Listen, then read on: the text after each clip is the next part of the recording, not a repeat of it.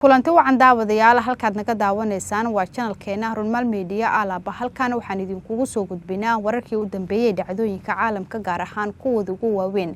intaad muuqaalkan daawanaysa waxaa halkan kugu soo gudbin doonaa 10 ruux oo ku geeriyootay dabka gacay isbitaal ay ku sugnaayeen xogii u dambeeyay ayaa halkan kugu soo gudbin doonaa sababihii ka dambeeyay dabkaasi iyo isbitaalka halka uu ku yaalo waxaa sidoo kale muuqaalka intaad daawanayso ku soo gudbin doonaa qasaaraha ka dhashay duqeyn Iiraan ay ka fulisay magaalooyinka Israa'iil muuqaalka sidoo kale waxaad ku daawan doontaan Ingiriiska oo war ka soo saaray xaaladda cakiran ee ka taagan marinbiyoodka Hormuz xogaasi wixii kale nagu soo kordho ayaa intaad muuqaalka daawanayso ku soo gudbin doonaa haddii ay tahay markii ugu horeysay uu ku soo gaaro muuqaalkeena fadlan subscribe inoo dhig gambaleelkana furo si ku soo gaaro muuqaalada kale xiga haddii aad subscribe inoo tahayna muuqaalkeena share garay like inoo soo gaaro asxaab badan waad ku mahadsantahay daawashadaada aynu ku bilaabno qasaaro culus ayaa waxaa laga soo tabinayaa inuu ka dhashay magaalooyinka Israa'iil ay haysato kaasi oo duqeynta ay fuliyeen diyaaradaha dagaalka Iiraan iyadoona sidoo kale loo adeegsaday hubka nooca balastikada booliiska dalkaasi Israa'iil ayaa sheegay in ilaa iyo 3 qof ay ku geeriyoodeen sidoo kale tana dhaawacyo kala duwan uu soo gaaray dad ku sugnaa magaalada Tel Aviv oo Iiraan ay la bartilmaameysatay gantaalo culculus oo ay fuliyeen diyaaradaha aan duuliyaha lahayn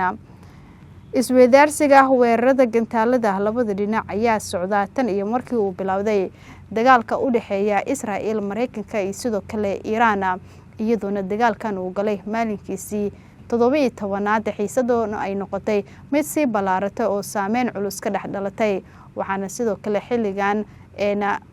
khilaaf xoogan uu ka dhex taagan yahay marinbiyoodka Hormuz kaasi oo Iiraan ay isbaaro culus ay u dhigatay iyadoona Mareykanka uu doonayo in halkaasi loo soo diro maraakiib dagaal oo suga amniga marinbiyoodka Hormuz iyadoona sidoo kale Iiraan dhankeeda ay la bartilmaameysanayso gantaalo culus markabkii soo mara halkaasi taasi oo aysan ka warqabin Iiraan waxayna arintan ay keentay in khilaafka uu cirka isku sii shareero isla markaana weerarada culus la isweydaarsanaya ay noqdaan kuwo joogto ah Iiraan ayaa sidoo kale mar walba waxay bartilmaameed u ah saldhigyada waaweyn ee Mareykanka uu ku leeyahay wadamada Khaliijka Carabta iyo sidoo kale qaybo kamid ah bariga dhexe iyadoo sidoo kale Iiraan markaan ay xoojisay weerarada ay ka fulinayso magaalooyinka waaweyn ee Israa'iil ay haysato iyadoona halkaasi ka dhalanayo qasaare kala duwan oo isugu jira dhimasho dhaawac iyo sidoo kale burbur hantiyadeed inkastoo mas'uuliyiinta dalkaasi Israa'iil aysan sheegin ama aysan shaacinin qasaaraha rasmiga ee ka dhasha balse kaliya ay daawacaan markii ay duqeyn ay ka fuliyaan gudaha dalka Iiraan kuwaas oo ay ku sheegaan in ay bartilmaameysadeen goobo muhiim u ah Iiraan iyo sidoo kale halkaasina ay ku sheegaan inay ku dilaan saraakiil sarsare oo ka tirsan dalkaasi Iiraan dhinaca kana ra'iisul wasaaraha dalka UK ayaa war qoraal ah ka soo saaray xaaladda cakiran ee ka taagan marinbiyoodka Hormuz ra'iisul wasaaraha dalka UK ayaa sheegay in dib u furista marinbiyoodka Hormuz aanan ahayn hawl sahlan balse uu la shaqeyn doono xulufada si loo qorsheeyo suurtagalnimada in la furo halkaasi waxa uu sidoo kale uu ku dhawaaqay gargaar dhan 53 milyan si loogu taageero dadka ay saameysay kororka qiimaha shidaalka kadib markii qiimuhu uu aad u sarakacay iyadoo sababtuna ay tahay dagaalka ka soconaya bariga dhexe tani ayaa waxay timid kadib markii madaxweynaha dalka Mareykanka Donald Trump uu sheegay in mustaqbalka NATO aad u xumaan doono haddii xulufada aanan ka qayb qaadanin sugidda amniga marinbiyoodka muhiimka ah ee Hormuz iyadoona sidoo kale warkaasi uu daawacay wargeyska Financial Times madaxweynaha dalka Mareykanka ayaa sheegay in uu filayo in Shiinaha uu gacan ka geysto furitaanka marinka biyoodkaasi wuxuuna intaasi uu ku daray in uu dib u dhigan karo shir uu la yeelanayo hogaamiyaasha Shiinaha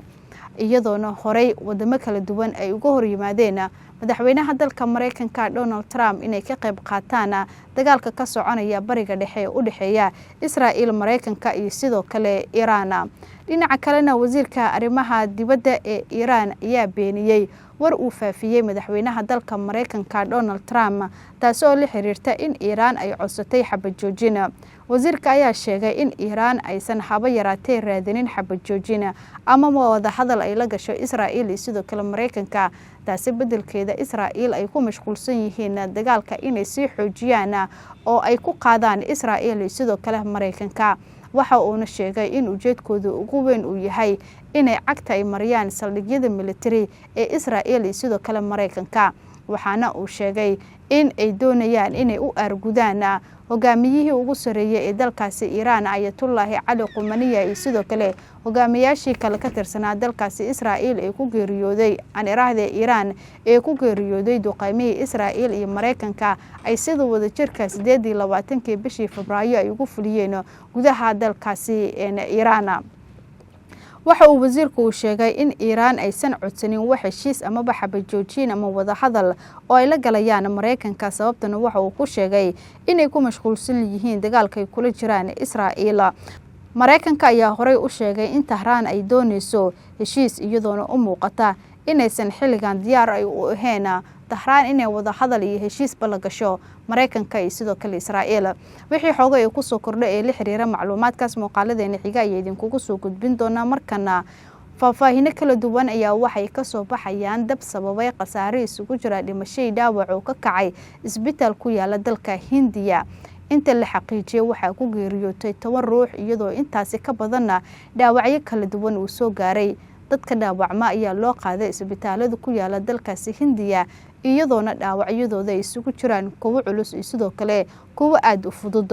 ra'iisul wasaaraha dalkaasi Hindiya oo faahfaahin ka bixiyay ee khasaaraha ka dhashay dabkaasi ayaa waxa uu sheegay in la isku dayo oo dadaal badan lagu bixiyay sidii loo xakameyn lahaa dabkaasi, iyadoo marka hore uu sheegay inuu ka kacay gaas taasoo sababtay inuu ku faafo qaybta bukaanjiifka, iyadoo dhammaan dadkii ku geeriyooday iyo sidoo kale kuwii dhaawac soo gaaray ay ahaayeen dad markii hore bukaan ahaa isla markaana isbitaalka ku jiray. waxa uu sheegay ra'iisul wasaaraha in baaritaan dhab ah lagu sameyn doono sababihii ka dambeysay dabkaasi, isagoona sidoo kale ballan qaaday magdhow dadkii ay dhibaatada soo gaartay. waxa uu caafimaad u rajeeyay kuwa xilligan isbitaalada ku yaala dalkaasi Hindiya lagu dabiibayo. inta la xaqiijiyay waxa ku geeriyootay 10 ruux iyadoo intaasi ka badanna dhaawacyo kala duwan uu soo gaaray. dadka dhaawacma ayaa loo qaaday isbitaalada ku yaala dalkaasi Hindiya iyadoona dhaawacyadooda isugu jiraan kuwa culus iyo sidoo kale kuwa aad u fudud.